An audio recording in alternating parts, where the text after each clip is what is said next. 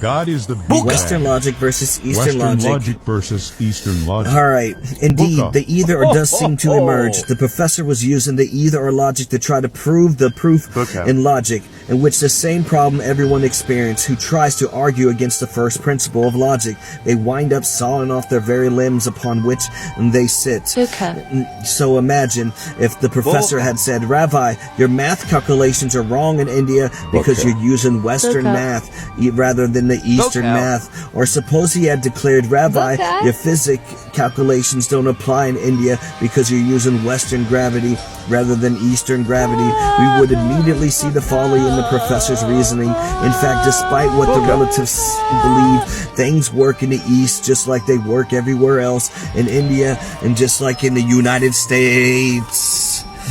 Yeah, buses hurt when they hit you. 2 + 2 is 4, and the same gravity keeps everyone on the ground. Likewise, murder is wrong. There is just as it is here.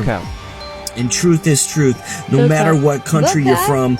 And the truth keeps all the people on the ground, whether we believe it or not. The same logic applies to all the people, whether they believe it or not. So what's the point? The point is that there's only one type of logic that helps us to discover the truth, is the one that's built into our nature of reality that we can't avoid using. Despite this, people will try to tell you that logic doesn't apply to reality, or logic doesn't apply to God, or there are different types of logics, and so on. But as they say such things, they use the very logic they are denying.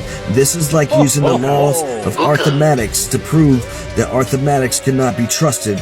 It's important to note that we are not simply engaging in word games here. The Roadrunner tactic uses undeniable laws of logic to expose that most and much of what our common culture believes about truth and religion and morality is undeniably false.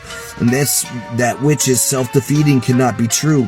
But many Americans believe it anyways. We contradict ourselves at our own peril. That's right. Y'all don't know what's up.